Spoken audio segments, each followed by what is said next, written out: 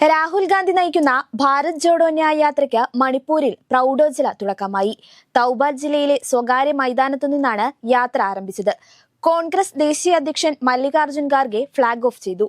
BSP പുറത്താക്കിയ Danish Ali MPയും Bharat Jodo Nyay യാത്ര വേദിയിൽ പങ്കെടുത്തു. കേരളത്തിൽ നിന്നുൾപ്പെടെയുള്ള രാജ്യത്തിന്റെ നിരവധി കോൺഗ്രസ് നേതാക്കളും ഇന്ത്യൻ മുന്നണിയിലെ വിവിധ പാർട്ടികളിൽ നിന്നുള്ള നേതാക്കളും ഫ്ളാഗ് ഓഫ് ചടങ്ങിൽ സന്നിഹിതരായിരുന്നു. ഗോങ്ജോം വാർ മെമ്മോറിയലിലെത്തി രക്തസാക്ഷികൾക്ക് ആദരമർപ്പിച്ച ശേഷമാണ് രാഹുൽ ഗാന്ധി മൈതാനത്തെത്തിയത്. കഴിഞ്ഞ വർഷം കന്യാകുമാരിയിൽ നിന്ന് കാശ്മീർ വരെ നടത്തിയ ഭാരത് ജോഡോ യാത്രയുടെ രണ്ടാം പതിപ്പാണ് ഭാരത് ജോഡോ ന്യായ് യാത്ര. 4 ജില്ലകളിലൂടെ 104 കിലോമീറ്ററിലെ മണിപ്പൂർ യാത്രയ്ക്ക് ശേഷം നാഗാലാൻഡിലേക്ക് പ്രവേശിക്കും. ആസാം, നാഗാലാൻഡ്, ബംഗാൾ, മധ്യപ്രദേശ്, ഉത്തർപ്രദേശ്, ഗുജറാത്ത്, മഹാരാഷ്ട്ര എന്നിങ്ങനെ 15 സംസ്ഥാനങ്ങളിലൂടെ 6713 കിലോമീറ്റർ സഞ്ചാരമാണ് ഇത്തവണ.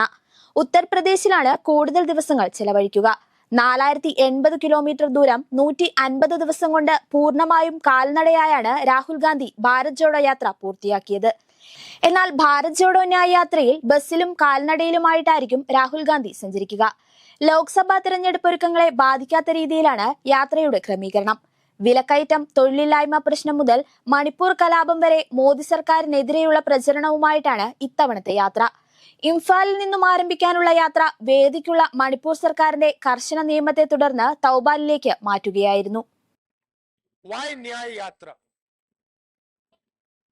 Because we are going through a period of great injustice in India. Social, economic, and political injustice. Injustice against the people of Manipur, the traditions of Manipur, but also injustice across the nation. Economically, monopolies are being built. Few people are getting access to all the wealth of the country. 1 or 2 businesses have their fingers in everything. And the large majority of businesses, small and medium businesses, are being destroyed. Huge levels of unemployment, massive price rise is what the whole of India is facing.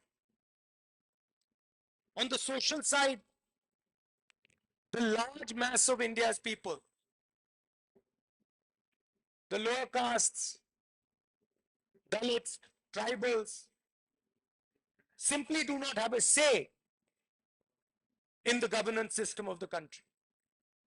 I have given example upon example of how the large mass of our people are excluded from the political system, from the governance system.